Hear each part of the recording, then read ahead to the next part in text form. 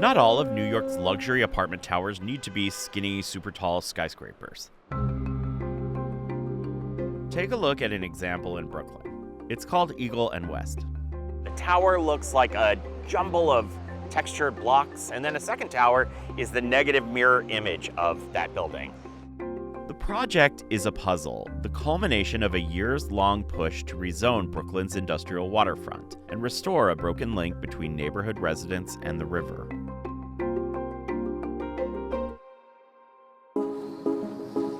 Located at the northernmost section of Greenpoint, Eagle and West is part of a redevelopment that has transformed 1.6 miles of waterfront along the East River, resulting in acres of new parkland and thousands of units of new housing.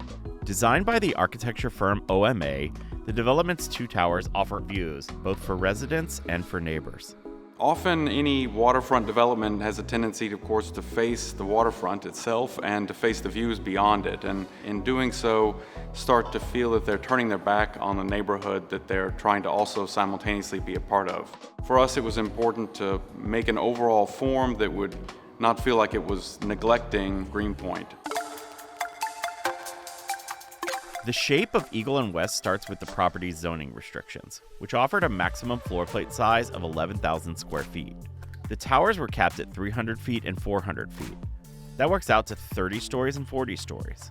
When we looked at what that yielded, it meant that you could end up with two towers that would be only 40 feet away from one another. And so the cuts that we've made and the step backs or step outs are a way of achieving a wider separation.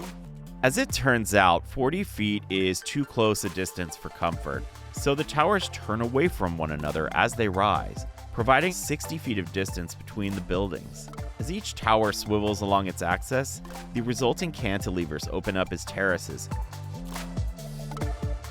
This stair cuts up to the plaza courtyard level, and if you follow the sight line across the water, it leads directly to the Empire State Building. Now that's more of a happenstance result than anything else, but it's hard to find a better anchor for a view in New York. While the stair-step shapes are a result of the project's constraints, it also informs the look of the building's exterior. The facade is made of precast concrete. Each of the precast blocks is shingled, meaning that it's been carved with 2-inch deep grooves. The shingle gives the blocks a corduroy texture, and the blocks are oriented so the pattern of the shingle rotates, just like the buildings. You know, up close it looks like the real texture to it, but it looks like more pixelated when you look like across of the tower, you know? Yeah. Having enough relief and not having it just be pure white and having the aggregate come through adds a level of softness to what's, of course, a very big building.